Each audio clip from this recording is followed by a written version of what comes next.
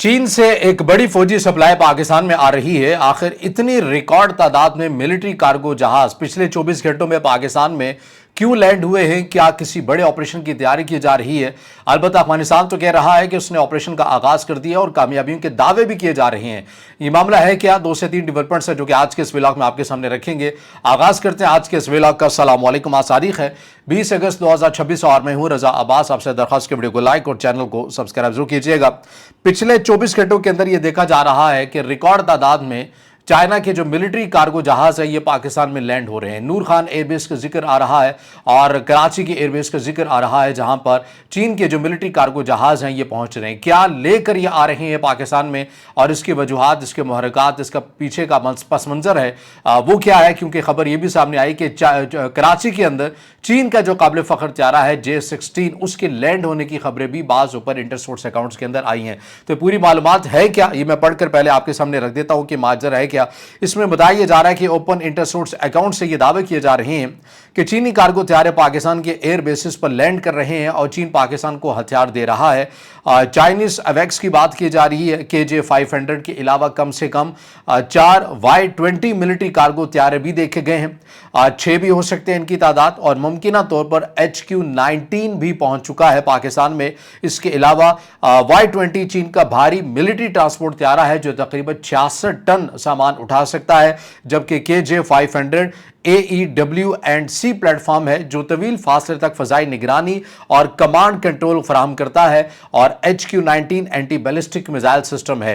ये त्यारे नूर खान एयरबेस और मसरूफ एयरबेस कराची पर लैंड हुए हैं और फ्लाइट ट्रैकिंग और सिक्योरिटी जराये के मुताबिक तकरीबन 60 घंटे की इस गैर मामूली सरगर्मी में चीनी फौजी ट्रांसपोर्ट तैयारों के साथ साथ तुर्की के फौजी ट्रांसपोर्ट तैयारे भी शामिल हैं, जिनके जरिए ड्रोन्स और दीगर फौजी साजो सामान पाकिस्तान में पहुंचा है। और नूर खान एयरबेस पर चीनी तैयारों की बार बार आमद रिपोर्ट हुई है, जबकि मसरूफ एयरबेस कराची में भी मुतादिल लैंडिंग्स देखने में आई हैं।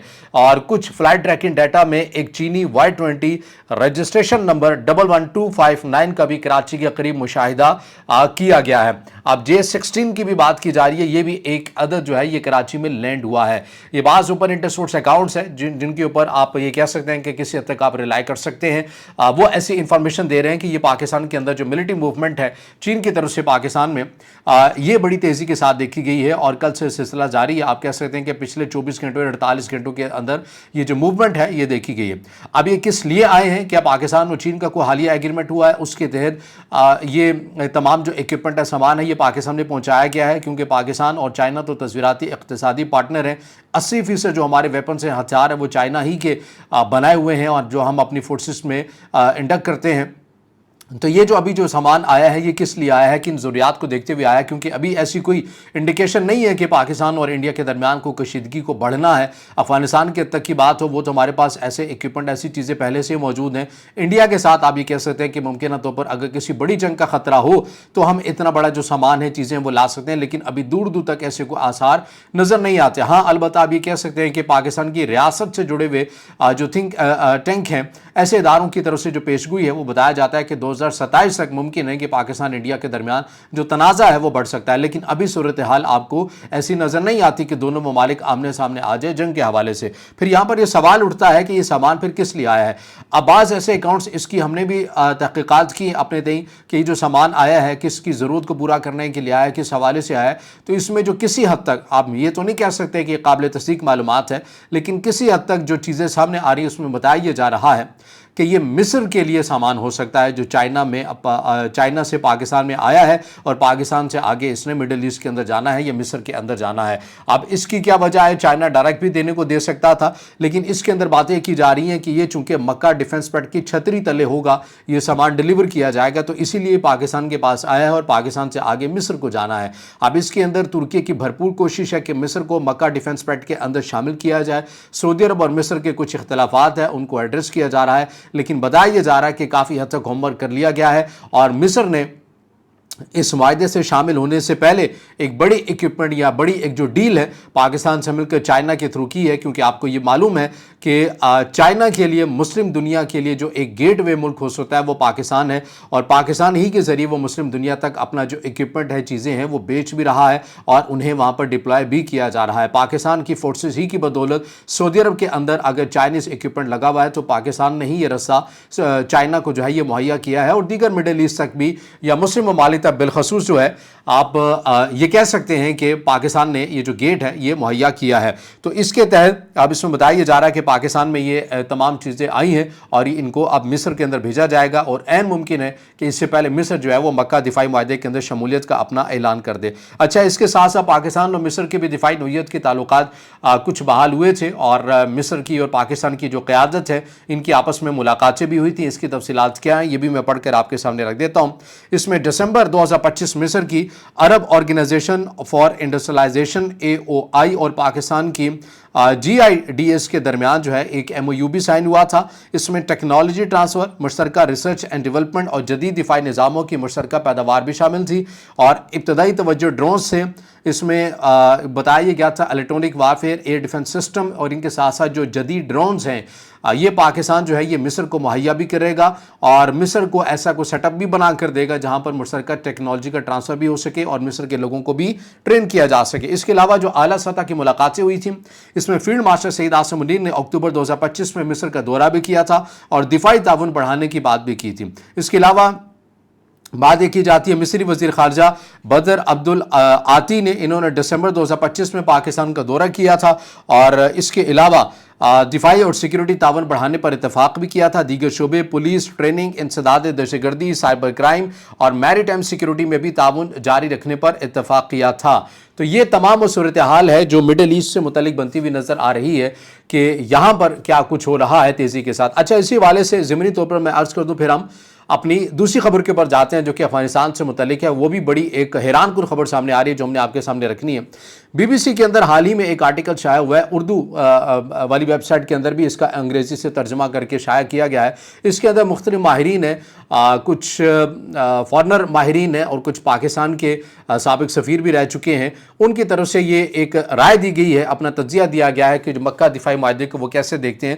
ان ماہرین کی رائے یہ ہے، مختصر کر کے میں آپ کو بتاتا ہوں جو BBC اردو کے اندر آیا، کہ امریکہ اب اپنا جو بوجھ ہے سیکیورٹی نقطہ نظر سے وہ کم کرنا چاہتا ہے اور خالصتاً پوری توجہ اپنی چائنا کی طرف مرکوز کرنا چاہتا ہے، اور اب وہ یہ چاہتا ہے کہ بجائے کہ میں یورپ کے اندر ایک پولیس مین کا کردار ادا کروں، مڈل ایسٹ کے اندر پولیس مین کا کردار ادا کروں، اب خطے کے ممالک آپس میں ہی ایک دوسرے کے ساتھ اتحاد کریں اور میرا بوجھ کم کریں، یعنی کہ امریکہ کا بوجھ کم کریں، اور امریکہ فل فوکس ہو کے چائنا کی طرف جو ہے وہ دھیان کر سکے، اس کو فوکس کر سکے۔ ایک تو یہ رائے ہے۔ اس کے علاوہ جو مائیکل کوگل مین ہیں ان کی طرف سے کہا گیا اس میں اس معاہدے کو ایک ناکامی کے طور پر بھی دیکھا جا سکتا ہے امریکہ کی، کیونکہ ایران کو جو ڈیل کرنے کے حوالے سے جو پلانز جو چیزیں بنائی گئی تھیں وہ بھی کامیاب نہیں ہوئی ہیں۔ البتہ آپ یہ کہہ سکتے ہیں مائیکل کوگل مین کے مطابق ہی کہ یہ معاہدہ ایک طرح سے امریکی مفادات کا تحفظ ہی کرتا ہے۔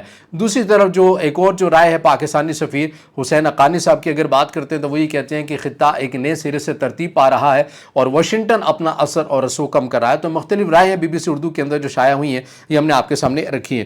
اب آ جائیے آخری خبر کے بعد جو کہ آج کے اس ولاگ میں ہم نے آپ کے سامنے رکھنی ہے۔ یہ خبر ایسی ویسے 3 سے 4 مہینے پہلے بھی آئی تھی لیکن اب دوبارہ سے آ رہی ہے۔ خبر ہے کیا یہ میں پڑھ کر آپ کو بتاتا ہوں۔ اس میں بتایا گیا ہے کہ افغان طالبان حکومت اپنے ترجمان اور صحافیوں کے ذریعے حالیہ دنوں میں یہ دعویٰ کر رہی ہے کہ ان کے اداروں بعض رپورٹس میں کالعدم TTP ہے، جسے ریاست پاکستان فتنۃ الخوارج کا نام دیتی ہے، ان کے خلاف افغان طالبان نے کریک ڈاؤن کیا ہے اور چند کمانڈرز کو گرفتار کیا ہے۔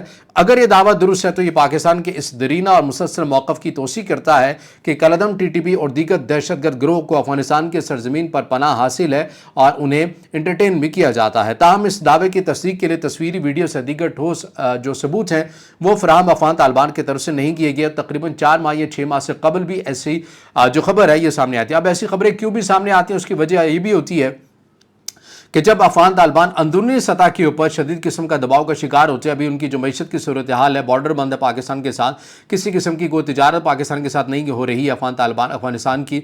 इसके अलावा ना सिर्फ पाकिस्तान का बल्कि चीन का एक दबाव है, क्योंकि चीन ने भी सालिसी का किरदार अदा किया था, लेकिन नहीं मामला था लो सके। इस हवाले से भी जो चीज़ है वो भी सामने आ रही है। एक तो ये चीज़ दबाव है, फिर इसके साथ साथ बदख्शां की भी दबाव है। तो इस किस्म की खबरें देना, ये इस बात को करना है कि देखिए हम पाकिस्तान के मौक़िफ़ को संजीदा ले रहे हैं और हम अपने तय कोशिश करें। अच्छा है अगर सबूत और शवाहिद देते हैं तो इसमें अच्छा है, और ये भी अच्छा होगा कि पाकिस्तान अफगानिस्तान के ताल्लुकात बेहतर हों। कौन चाहेगा कि अपनी हर सरहद के ऊपर कशीदगी को बढ़ाए। अगर पाकिस्तान अफगानिस्तान के ताल्लुकात भी अच्छे हो जाते हैं और बराबरी की बुनियाद के ऊपर हो जाते हैं, अफगान तालिबान पाकिस्तान के कंसर्न को दूर करता है, तो ये एक अच्छी बात है, मुस्बत बात है। और हालिया जो अफगान तालिबान के रहनुमाओं की तरफ से स्टेटमेंट भी सामने आए, ज़बीला मुजाहिद की बात करें, अफगानिस्तान के अंदर जो पाकिस्तान के सफ़ीर हैं उनके स्टेटमेंट भी आप उठाकर देखें तो बड़े पॉजिटिव रिमार्क्स ये हैं पाकिस्तान के साथ अपने ताल्लुकात को बढ़ाने के लिए। और फिर उसी दौरान जो है इस खबर का भी सामने आ जाना है कि हम अपने मुल्क के अंदर कलदम टीटीपी के जो कमांडर्स हैं उनके खिलाफ कार्रवाइयाँ भी कर रहे हैं। अच्छी बात है, खुश आइन बात है, लेकिन सबूत और शवाहिद पाकिस्तान को फराहम करने होंगे। उसी के बाद मामला मजीद एतमाद की तरफ बढ़ सकता है और ताल्लुकात बेहतर भी हो सकते हैं। तो बहरहाल ये वो अपडेट्स हैं, चीज़ें जो आपके सामने रखी हैं। इससे जुड़ा आपका कोई सवाल हो या राय हो तो ज़रूर कमेंट में ज़ाहिर ख्याल कीजिएगा। वीडियो को लाइक कीजिएगा, दोस्तों के साथ शेयर कीजिएगा और इस चैनल को ज़्यादा से ज़्यादा सब्सक्राइब पे